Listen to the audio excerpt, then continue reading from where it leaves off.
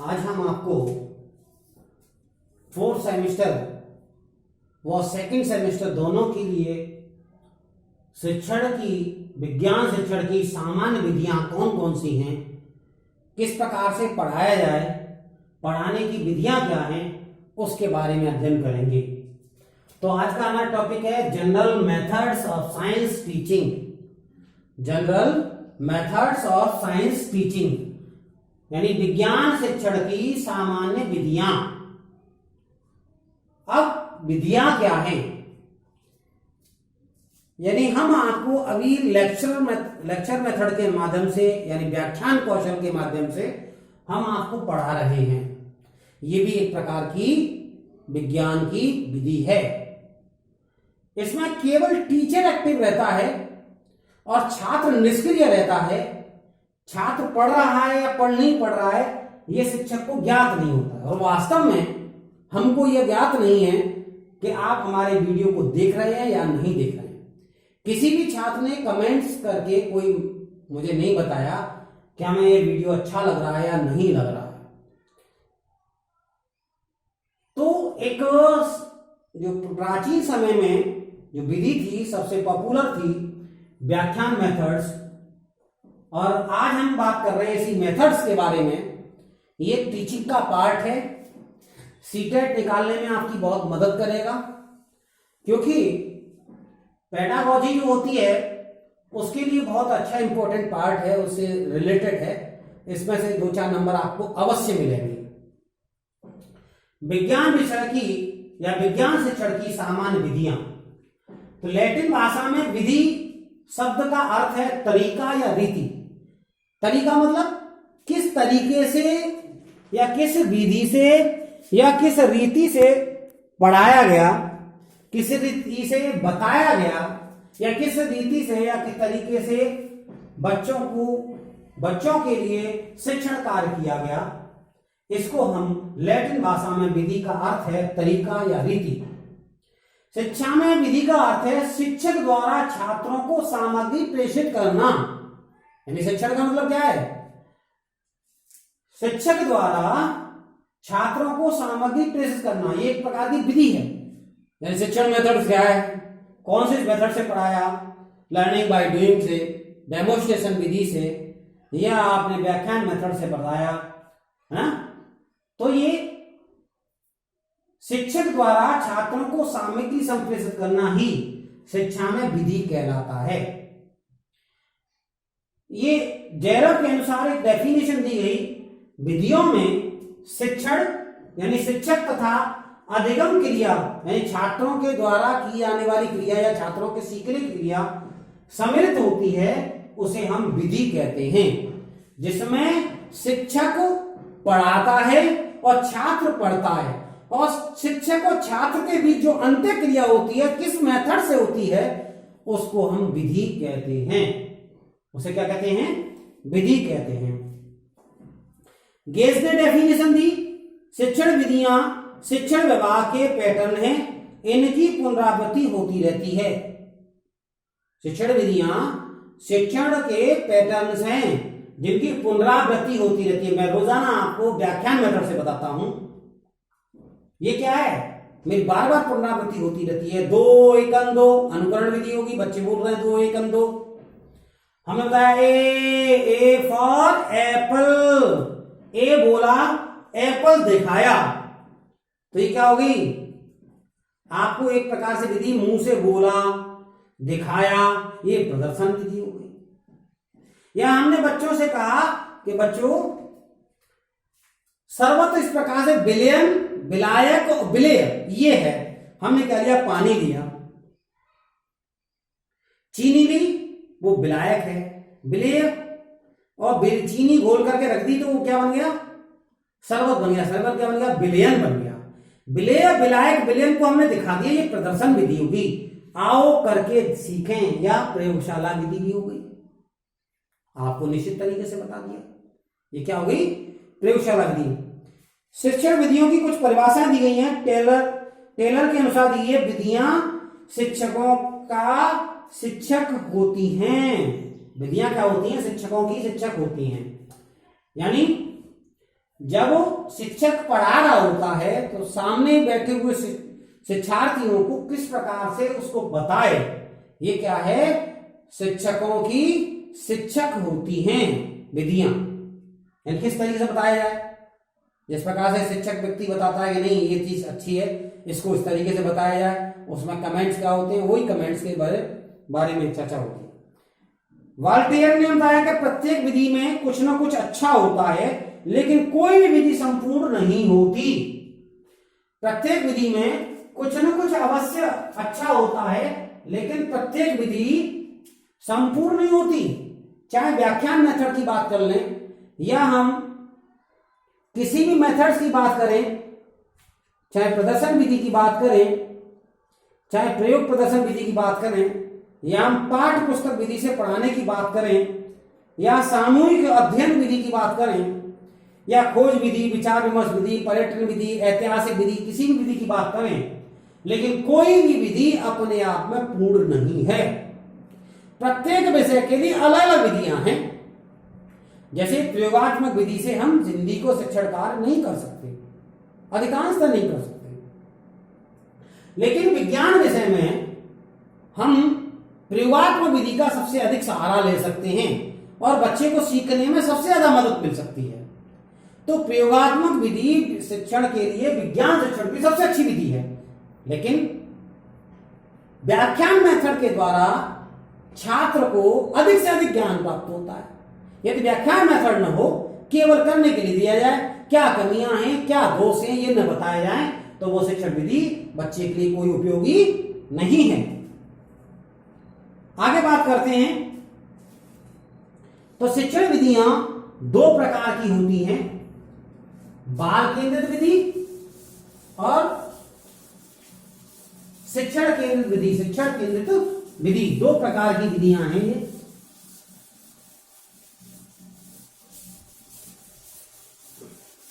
आपसे मैंने वादा किया था कि मैं इस चैप्टर को लास्ट में बताऊंगा और आपकी मदद करूंगा, और मैं अब इसको बता रहा हूं। अब मेरे पास समय भी है। आपका सेशन 5 जुलाई को लास्ट हो जाएगा। विधि कितने प्रकार की इसकी? 2 प्रकार की। पहली विधि है शिक्षक केंद्रित विधि। शिक्षक केंद्रित विधि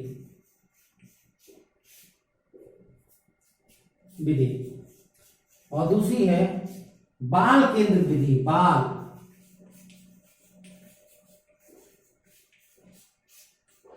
यदि आपसे कोई क्वेश्चन पूछा जाए कि शिक्षण विधियां कितने प्रकार की होती हैं मुख्य रूप से, तो आप कह सकते हैं 2 प्रकार की होती हैं।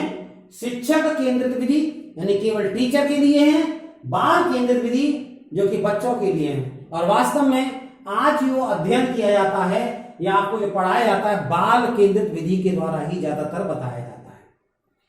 शिक्षक केंद्रित विधि में कुछ विधियां आती हैं, इसकी हम चर्चा कर रहे हैं। इसकी चलो मैं अलग से बता देता हूं।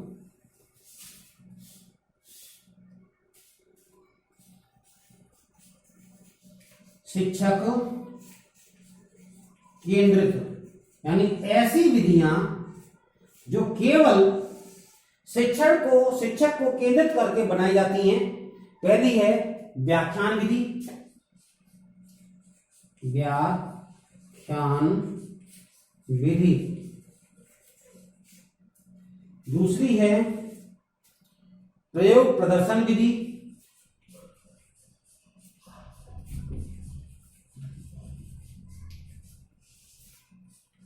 प्रयोग प्रदर्शन विधि।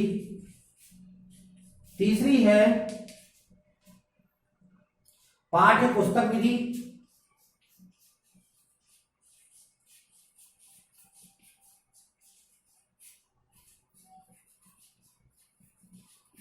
इनकी भी पार्ट्स हैं। ऐतिहासिक विधि,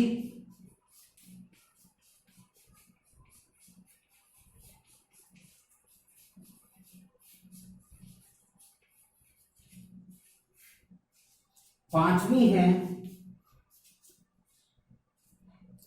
सामूहिक अध्ययन विधि।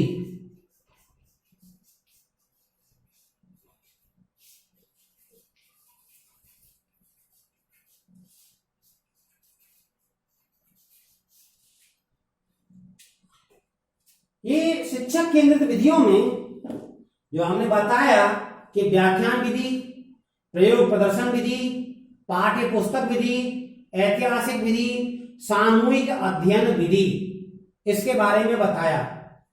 तो व्याख्यान विधि में क्या होता है, इसकी हम बात करें। व्याख्यान विधि, इसमें शिक्षक छात्रों को अपने कथन के द्वारा दिए गए टॉपिक पर शिक्षण कार्य पूर्ण करता है। इस विधि में शिक्षक एक्टिव होता है यानी क्रियाशील होता है, जबकि छात्र क्रियाशील नहीं होते। इसमें बाध्यता यह बिल्कुल भी नहीं होती कि छात्र पढ़ रहा है या नहीं पढ़ रहा है, छात्र अध्यापक के कथन को सुन रहा है या नहीं सुन रहा है, छात्र अध्यापक के कथन को नोट कर रहा है या नहीं कर रहा है, ये बातें इसमें कोई लागू नहीं होती। तो इसमें क्या होता है व्याख्यान विधि में कि एक शिक्षक अपनी पाठ्य योजना के अनुसार अपने किसी प्रकरण पर निश्चित समय में उस पर लेक्चर मेथड के माध्यम से यानी व्याख्यान मेथड के माध्यम से अपने टॉपिक पर बोलता रहता है। ठीक, इस विधि को हम व्याख्यान विधि कहते हैं। क्या कहते हैं? व्याख्यान विधि। इस विधि के कुछ लाभ भी हैं और कुछ हानियां भी हैं, तो इसके बारे में हम स्पष्ट हो चुके हैं। व्याख्यान के द्वारा शिक्षक छात्रों के समस्त विषय वस्तु से संबंधित तथ्यों, सिद्धांतों, नियम, क्रियाओं और मौखिक रूप से व्यक्त करता है, ओरल रूप से व्यक्त करता है। अब हम इसमें लिख देते हैं तो एक प्रकार से कुछ प्रदर्शन विधि भी हो गया, ऑडियो वीडियो भी हो गया। यानी मैंने बोला ये ऑडियो हो गया, मैंने ब्लैक बोर्ड पर लिखा ये वीडियो हो गया, मैंने दोनों वीडियो का प्रयोग कर लिया।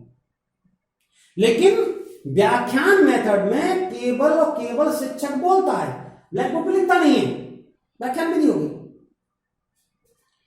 विज्ञान शिक्षण में व्याख्यान विधि का प्रयोग प्राचीन काल से चल रहा है। क्यों चल रहा है भाई? उस समय प्राचीन काल समय में गुरुकुल शिक्षा पद्धति की बात करें तो उस समय गुरुकुल शिक्षा पद्धति में कोई भी मुद्रण प्रेस नहीं थी, यानी कागज का आविष्कार नहीं हुआ था और कोई भी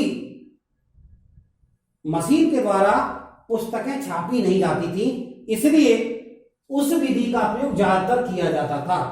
बच्चों को रटाया जाता था, अध्यापक एक प्रकार से लेक्चर देता था और छात्र उसको सुनते थे, उसके सुने हुए लेक्चर के माध्यम से यानी व्याख्यान के माध्यम से सीखते थे और उसको पुनरावृत्ति करते रहते, इस प्रकार को सीख जाया करते थे। जैसे अस्तोमा सदगमय तम सोमा ज्योतिर्गमय मृत्युर्मा अमृतम गमय। यानी एक टीचर ने बोला, दूसरा व्यक्ति उसको सुन रहा है, फिर उसका अनुकरण करते थे, फिर रट लेते थे, चलता रहता था ये, क्योंकि उस समय किसी प्रकार की पाठ्य पुस्तकों का निर्माण नहीं हुआ था। अधिकांश विद्यालयों में इसी विधि का प्रयोग सबसे ज्यादा विधि से किया जाता है, लेकिन माध्यमिक स्कूलों में ज्यादा किया जाता है, लेकिन अपर एजुकेशन में इस विधि का प्रयोग सबसे सर्वाधिक होता है। व्याख्यान विधि के लाभ। इस विधि का प्रयोग करने से विषय वस्तु को संगठित रूप से एक निश्चित क्रम में पढ़ाया जाता है, एक स्टेप के बाद एक स्टेप पढ़ाया जाता है। भाई प्रदर्शन विधि में हो सकता है प्रदर्शन कर रहे हो और वहां पर वह विधि एक प्रकार से रुक जाए, वह विधि एक प्रकार से प्रदर्शन कर रहे हैं और वहां पर वह व्यक्ति भूल जाए तो उसका टॉपिक तारतम्य खत्म हो जाता है। इस विधि में स्टेप बाय स्टेप एक पद से दूसरे पद में, दूसरे पद से तीसरे पद में, तीसरे पद से चौथे पद में टीचर चला जाता है। इस समय छात्रों को अधिक से अधिक ज्ञान दिया जा सकता है, छात्रों को अधिक से अधिक बोला जा सकता है, उस बाद में ज्ञान दे सकते हैं। किसी अध्यापक की प्रस्तावना के समय अथवा पढ़ाई की विषय वस्तु में दोहराने के लिए इस विधि का प्रयोग सर्वाधिक उपयोगी होता है। भाई दोहराया जा रहा है, यानी बच्चे ने पढ़ाना शुरू किया, टीचर ने उसमें जो कमियां निकाली उसकी समालोचना की, उसने बच्चे ने समझ ली, फिर दोबारा उसकी समालोचना कर दी। उसमें लगातार कमियों को निकाला जा सकता है। किसी यह विधि वैज्ञानिक की जीवन शैली, वैज्ञानिकों की जीवनी विज्ञान से संबंधित ऐतिहासिक घटनाओं का वर्णन करने में प्रयुक्त होती है। यानी किसी भी वैज्ञानिक की जीवन शैली के बारे में, जीवनी के बारे में, ऐतिहासिक हिस्टोरिकल पैलेस के बारे में पढ़ाने के लिए सबसे अधिक उपयोगी विधि है। यह विधि शिक्षक के लिए भी बहुत सरल होती है। पाठ की तैयारी हो तो सिर्फ विधि, कुछ अधिक प्रयत्न नहीं करने होते। इसका मतलब क्या हुआ, वह पाठ पढ़ाने के लिए आया, मैं लेक्चर दे दिया, मैंने नहीं ब्लैक बोर्ड पर लिखा, उसको करके नहीं दिखाया, उसका प्रदर्शन नहीं किया, तो मेरे लिए सबसे अच्छी विधि हो गई। केवल मैं आया, मैंने बोला, बच्चों ने सुना या नहीं सुना, और मैंने पढ़ा करके चला गया। ये क्या हो गया, केवल व्याख्यान विधि हो गई। मैंने अपना कार्य पूरा कर लिया, लेकिन सामने वाले ने सीखा या नहीं सीखा इसके बारे में मुझे कोई नॉलेज नहीं है। इसके दोष क्या हैं? जिस समय अध्यापक व्याख्यान देता है तब विद्यार्थी निष्क्रिय रूप से बैठे रहते हैं और अध्यापक सक्रिय रहता है। केवल और केवल अध्यापक सक्रिय रहता है, विद्यार्थी निष्क्रिय बैठे रहते हैं। विद्यार्थी कान से सुनते हैं और कुछ अध्यापक कहता है उसको नोट भी कर लेते हैं या नहीं भी नोट करते। ये दोनों ही बातें होती हैं। दूसरी बात है, उन्हें स्वयं तर्क करने तथा चिंतन करने की आवश्यकता नहीं होती। यानी केवल और केवल टीचर बोलता है और छात्र उस पर चिंतन नहीं करते। इसको हम केवल और केवल अध्यापक ही उसके लिए एक्टिव बना रहता है। नंबर 2, सभी अध्यापक अच्छे वक्ता भी नहीं हो सकते। अध्यापन यानी व्याख्यान देना भी एक गुण है जो सभी अध्यापकों में नहीं पाया जाता। व्याख्यान विधि का प्रयोग हम बताएं आपको, एक सीधी बात है, जब कथाएं भागवत होती हैं तो उसमें शास्त्री जी जो कथा का जो पाठ करने वाले, कथा के बारे में वर्णन करने वाले जो आचार्य होते हैं, वो हमेशा व्याख्यान विधि का ही प्रयोग करते हैं और उस व्याख्यान विधि से द्वारा ही सामने वाले को बांधे रहते, श्रोताओं को बांधे रहते हैं। वास्तव में व्याख्यान एक प्रकार की कला है। इस विधि में प्रयोग से अध्यापक विधियों का कठिनाई से निदान नहीं हो सकता। यह समझता है अध्यापक के सभी विद्यार्थी पाठ को समझ रहे हैं, जबकि वास्तव में अनेक विद्यार्थी उसको समझ भी नहीं पाते। बात बिल्कुल सही है। मैं समझ रहा हूं कि मैंने जो टीचिंग पढ़ाई है कि बालक उसको समझ रहे होंगे, लेकिन ऐसा बिल्कुल भी नहीं है कि सभी इसको समझ पा रहे हो। व्याख्यान कौशल में सभी छात्र शिक्षक की बातों को नहीं सुनते हैं और वह अपने मन के भटकाव के कारण, जब तक छात्र और शिक्षक अंतःक्रिया नहीं होती तब तक अधिगम प्रभावशाली नहीं होता। अब शिक्षक छात्र अंतःक्रिया क्या है? जिसमें एक शिक्षक पढ़ा रहा होता है और बीच में से ही छात्र से पूछता है कि भाई बताइए, मैंने ये टॉपिक बताया, इसका प्रश्न का उत्तर दीजिए। छात्र उस प्रश्न का उत्तर देता है या गलती करता है, उसके बारे में फिर वो अध्यापक बताता है, एक दूसरे छात्र से पूछता है। इस प्रकार छात्र और अध्यापक दोनों ही जिस विधि में एक्टिव बने रहते हैं, वह विधि शिक्षण की सर्वोत्तम विधि कहलाती है। जिसमें छात्र और शिक्षक दोनों अपने आप में एक्टिव रहते हैं, वह विधि सर्वोत्तम विधि कहलाती है। जैसे मैंने रामायण का एक पाठ बताया कि राजा दशरथ थे, उनकी 3 रानियां थीं, उन 3 रानियों के और राजा दशरथ के 4 पुत्र थे। राम बड़े थे, लक्ष्मण तीसरे नंबर के थे, दूसरे नंबर के भरत थे, शत्रुघ्न चौथे नंबर के थे। कौशल्या के प्यारे राम थे, केकई के भरत और शत्रुघ्न थे, और भरत थे, और सुमित्रा के शत्रुघ्न और लक्ष्मण थे। मान लो ऐसे मैंने बता दिया। अब मैंने बीच में इसे पूछ लिया कि राजा दशरथ के कितने पुत्र थे, तो बच्चों से मैंने पूछा, ये बच्चे सुन रहे होंगे तो बता देंगे 4। बड़े पुत्र का क्या नाम था? बच्चे कह देंगे राम। तो इससे पता चल रहा है कि मैंने इनपुट दिया, मैंने छात्रों को बताया, बच्चों ने कितना ग्रहण किया, यानी आउटपुट कितना दिया, यानी मैंने बताया, यानी मैंने शिक्षण कार्य कर दिया, बच्चों ने उसका अधिगम किया, मैंने प्रश्न पूछे, बच्चों ने उसका उत्तर दे दिया। इस प्रकार से शिक्षक छात्र अंतर क्रिया हो गई और शिक्षक को मूल्यांकन हो गया कि उसने कितना सीखा, छात्रों ने कितना सीखा या उसने कितना अच्छा पढ़ाया। समझ में आया? इस विधि के बारे में इसके दोष बता दिए, मैंने इस विधि के लाभ भी बता दिए, इस विधि के बारे में बता दिया। अब मैं दूसरी विधि का प्रयोग करता हूं, प्रयोग प्रदर्शन विधि। यह विधि विज्ञान में सर्वाधिक रूप से प्रयोग की जाने वाली विधि है।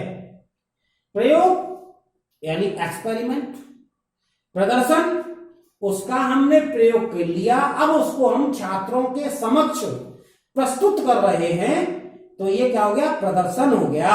हम उसको दिखा रहे हैं, छात्र उसको देख रहे हैं, हम करके दिखा रहे हैं और छात्र उसको सीख रहे हैं और देख रहे हैं। ये क्या होगी?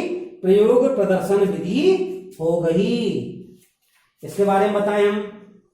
इस विधि का प्रयोग विशेषतः ध्यान देना चाहिए कि जो कुछ भी विद्यार्थियों को पढ़ाया जा रहा है उस प्रयोग पर आधारित होना चाहिए। जो विद्यार्थियों को पढ़ाया जा रहा है वो प्रयोग पर आधारित होना चाहिए। जैसे मैं रफ करता हूं थोड़ा सा।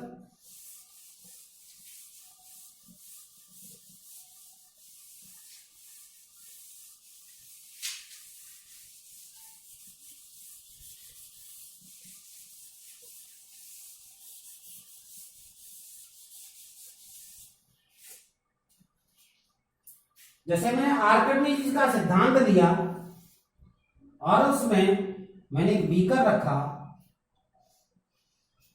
इसका पाठ्यांक नोट कर लिया, इस बीकर से पानी निकलने का था, उस पाठ्यांक के लिए एक बीकर और रख लिया छोटा। अब इसमें एक वस्तु को मैंने डुबोया, तो आर्किमिडीज ने यह सिद्धांत दिया था कि जब कोई वस्तु किसी द्रव्य में, इसके अंदर मानो कोई द्रव्य बना हुआ, पानी बना हुआ है, पूर्ण रूप से जब कोई वस्तु किसी द्रव्य में पूर्ण रूप से या आंशिक रूप से डुबोई जाती है तो उस वस्तु के भार में कुछ कमी आ जाती है। तो इस वस्तु के भार में कुछ कमी आ जाती है। यह कमी उस वस्तु के द्वारा हटाए गए द्रव्य के भार के बराबर होती है। भाई ये हो गया। दोबारा देखिए, आर्किमिडीज ने प्रयोग करके बताया, एक सिद्धांत दिया था कि जब किसी वस्तु को किसी द्रव्य में पूर्णतः या आंशिक रूप से डुबोया जाता है तो उस वस्तु के भार में कुछ कमी आ जाती है। यह कमी उस वस्तु के हटाए गए द्रव्य के भार के बराबर होती है। यह कमी वस्तु के द्वारा हटाए गए द्रव्य के भार के बराबर होती है। मान लो ये वस्तु 100 ग्राम की है, इसमें डुबोया, कुछ पानी निकला, इसको नोट कर लेंगे, दोनों का बराबर वेट हो जाएगा, है ना। ये क्या हो गया? ये प्रयोग प्रदर्शन विधि हो गई। मैंने प्रयोग किया, बच्चों ने इसको देख लिया। उत्प्लावन बल की बात करें,